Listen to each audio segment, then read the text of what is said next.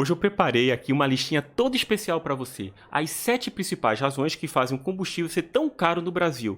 Mas antes de mais nada, eu quero te fazer um convite. Se junte ao nosso canal, o canal Alexandre Oric, sempre comentando de geopolítica, atualidade e economia. Aperta aqui embaixo o botão de se inscrever e também o botão de curtir caso você goste do meu conteúdo. Aí o YouTube vai entender e sempre vai te mandar vídeos novos assim que eu publicar aqui no canal, tá? Aproximadamente 2 vídeos por semana, sempre com conteúdos bem interessantes e uma pegada bem diferente do que você tem visto aí na internet. Mas vamos lá, vamos começar. A primeira razão que eu listei para você é o recente aumento da demanda, porque veja bem, ao longo dos últimos anos a gente tem vivido uma pandemia, a gente tem vivido um lockdown por conta do coronavírus, e esse lockdown fez com que todo mundo ficasse em casa e as pessoas usam menos combustíveis nessa situação. Então eu lembro bem, durante a pandemia, durante o lockdown, naquela parte mais severa, eu fui abastecer meu carro, lembro, 3,10, bem baratinho, a gasolina estava metade do valor que é hoje. Contudo, no último ano, com a economia global se refazendo, a gente passou a usar mais combustível, não só as pessoas físicas, mas as empresas também. E esse aumento da demanda é um fator determinante para o aumento do preço do combustível no final. Mas aí você vai pensar, se a demanda volta para um patamar parecido ao anterior à pandemia, então, logicamente, a oferta vai voltar também, correto? Não está correto. Porque, na verdade, essa história de livre comércio de petróleo não existe. Existe apenas em localidades restritas. O petróleo é controlado atualmente por uma mega organização, que é a OPEP, a Organização dos Países Exportadores de Petróleo, que controla ali mais ou menos 40% da produção global, e eles têm altíssima capacidade de produzir petróleo extremamente barato. Então, se eles quiserem, eles inundam o mercado mundial de petróleo barato e que vai praticamente quebrar as grandes empresas do mundo todo. Mas eles não querem, eles propositalmente não aumentam a produção para o preço do barril do petróleo ficar num patamar sempre muito elevado e assim eles lucrarem mais.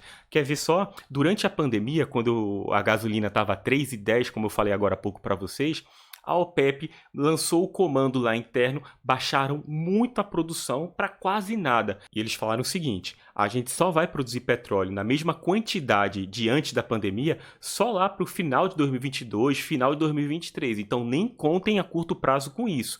Mas qual o objetivo da OPEP com isso? Manter o preço do barril petróleo sempre muito elevado e assim os índices de lucro deles sempre maiores. Claro que Estados Unidos e Europa, países que precisam de muito petróleo para fazer a sua economia rodar de maneira adequada, não gostam dessa situação, não gostam dessa dependência da OPEP e tentam fazer pressão para que a OPEP aumente a sua produção e o preço mundial do barril do petróleo abaixe. Mas, por enquanto, a Arábia Saudita, que é a grande líder da OPEP, não se mostrou muito simpática a essa ideia, na verdade, e cabe aí a gente aguardar um pouquinho as cenas dos próximos capítulos.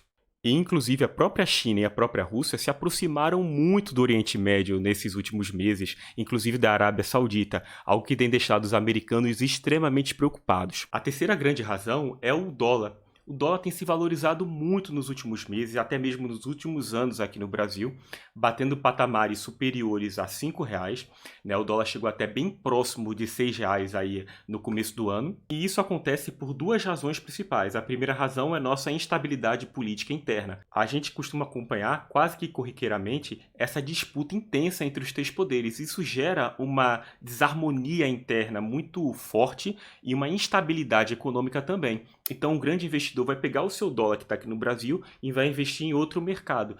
Essa saída de dólar causa uma valorização da moeda aqui em relação ao real. E a segunda razão é a questão da instabilidade mundial, porque quando a gente enfrenta momentos de crise, é normal que o investidor busque mercados mais seguros para aplicar o seu dinheiro, já que lá ele vai ter uma garantia maior de retorno, mesmo que o retorno seja menor. Então, nesse momento de crise, muitos investidores botaram dinheiro nos Estados Unidos e na Europa para garantir, né, que depois da pandemia, do lockdown, depois da guerra da Rússia, ele ia ter o dinheiro salvo ali para ele recolher.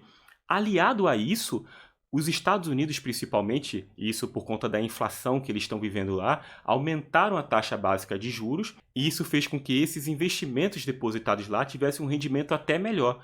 Então, o grande investidor vai pensar, cara, é melhor investir nos Estados Unidos, que está rendendo um pouquinho mais porque eles elevaram a taxa básica de juros, do que manter o investimento no Brasil, já que o Brasil tem mais risco de quebrar do que os Estados Unidos. Já o nosso quarto fator é uma tremenda falta de sorte, já que a safra de cana e de soja no último ano foi menor do que o de costume aqui no Brasil, já que por uma obrigatoriedade da lei, a gente tem que misturar etanol à gasolina, 27%. Então, se o etanol ficar mais caro, que vem da cana, a gasolina vai ficar mais cara também por isso. E a gente também tem que misturar 15% de biodiesel no diesel, e o biodiesel vem da soja. Então, se a soja fica mais cara, o diesel vendido aí no posto de gasolina também fica mais cara, além de tudo, por esse fator também. A quinta razão, com certeza a mais polêmica de todas, é o PPI.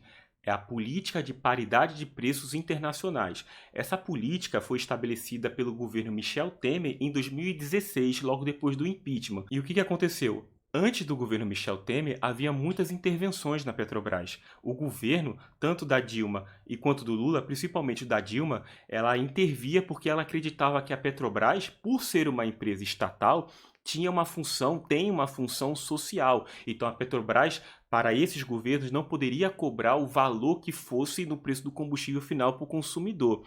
Já quando assume Michel Temer, ele vê a Petrobras endividada e, por conta dessas dívidas, ele resolveu adotar o PPI, que é a Política de Paridade de Preços Internacionais. Então, a partir daquele momento, a Petrobras passa a seguir o preço do barril de petróleo na cotação internacional. Então, mesmo que o petróleo tenha sido extraído na bacia de Santos ou de Campos, lá no Rio de Janeiro ou em São Paulo, tenha sido refinado ali próximo e vendido lá para a cidade do Rio de Janeiro, por exemplo, ele vai seguir a paridade internacional.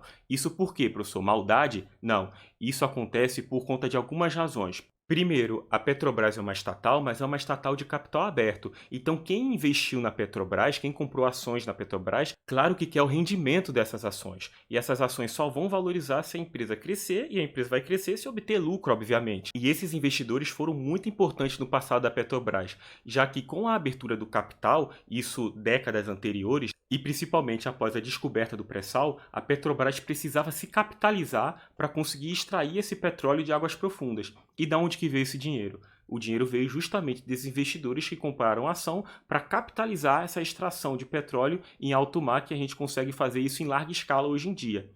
Então, a adoção do PPI visou deixar bem claro que, nesse sentido, a Petrobras é uma empresa e ela precisa se capitalizar em cima do mercado de ações para ela aumentar os seus investimentos. E aumentando seus investimentos, obviamente, a empresa vai aumentar a sua produção, o que também é algo benéfico para a gente. O problema do PPI é que, se o mundo passa por uma crise e o barril do petróleo dispara em valor, que é o que está acontecendo agora, a gente sente isso diretamente no nosso bolso.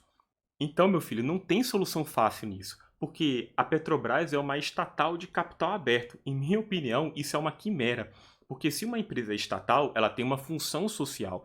Quem vai controlar os preços da estatal é justamente a função social dela, é justamente as necessidades da população. Mas a Petrobras é uma estatal de capital aberto, então, em certo sentido, ela segue a lógica de uma empresa privada qualquer, que busca se capitalizar para aumentar o lucro, para aumentar a produção, como qualquer outra empresa privada. Então, se não houvesse abertura do capital, certamente não haveria pré-sal, e se houvesse pré-sal, não haveria na dimensão que é hoje. Mas, por outro lado, com a abertura do capital e posteriormente com o PPI, a gente tem hoje o preço da gasolina e do óleo diesel sendo recordes na história do Brasil. O sexto fator que eu não poderia deixar de comentar é justamente a guerra entre Rússia e Ucrânia, que começou no dia 24 de fevereiro de 2022. A Rússia é um dos 3 maiores produtores de petróleo e de gás natural no mundo. Então, a Rússia se envolvendo numa guerra, é claro que ela vai ter alguns problemas na produção e no transporte desse petróleo e do gás natural do mundo, seja por questões internas, seja por sanções econômicas impostas à Rússia. Isso é o principal. As sanções, ela têm um impacto também muito nocivo para o resto do mundo, porque quando a gente abre mão de comprar petróleo e gás natural da Rússia, logicamente esses produtos vão ficar mais caros. E é por isso que a Europa e Estados Unidos estão sofrendo uma inflação brutal nos últimos meses. Justamente porque, com menos petróleo no mercado, o valor do barril do petróleo disparou e o valor de todos os outros produtos também. Mas o Brasil está buscando uma solução a isso. O Brasil está negociando com a Rússia a compra de combustível, principalmente diesel, mais barato. E a Rússia topa isso porque, como ela foi excluída do SWIFT, que é o Sistema Mundial de Pagamentos, ela deu um desconto para quem quisesse negociar com ela. Mas isso eu vou contar melhor em um outro vídeo e por isso eu vou pedir para vocês se inscreverem no meu canal, porque eu vou explicar as razões do recentíssimo, né, nesse último mês, queda do valor dos combustíveis aqui no Brasil. Mas seguindo aqui para a sétima razão, que aliás tem a ver com isso que eu acabei de falar, os impostos. Os impostos no Brasil, sempre eles correspondendo ali a aproximadamente 40% do valor final dos combustíveis, somente impostos estaduais, que é o ICMS, o principal deles, corresponde em torno a 29% a 31% do valor do combustível, imposto esse que configurou durante muito tempo um percentual muito grande do combustível no Brasil. Contudo, nesse último mês, depois da aprovação de uma lei lá no Congresso, combustíveis passaram a ser vistos como produtos essenciais e assim ter uma tributação máxima de 18%, e a gente já vê o resultado dessa política aí na bomba. Mas como eu acabei de falar, eu vou explicar no futuro breve aqui no canal as razões que estão promovendo a queda recente do preço da gasolina aqui no Brasil. Então não esquece, inscreve-se aí no meu canal e ativa o sininho que apareceu aí do lado, tá bom? Então essas são as 7 principais razões que implicam na valorização do combustível aqui no Brasil. Espero que vocês tenham gostado do meu vídeo, que ele tenha sido útil para vocês. E se foi útil, não esquece, dá aqui a sua curtida, é muito importante o meu trabalho, porque aí meu vídeo aparece para mais pessoas aqui no YouTube. Mas se você gostou, eu já fico muito feliz. Obrigado por ter ficado aqui no final. Valeu, gente. Beijão, um abraço. Valeu, tchau, tchau.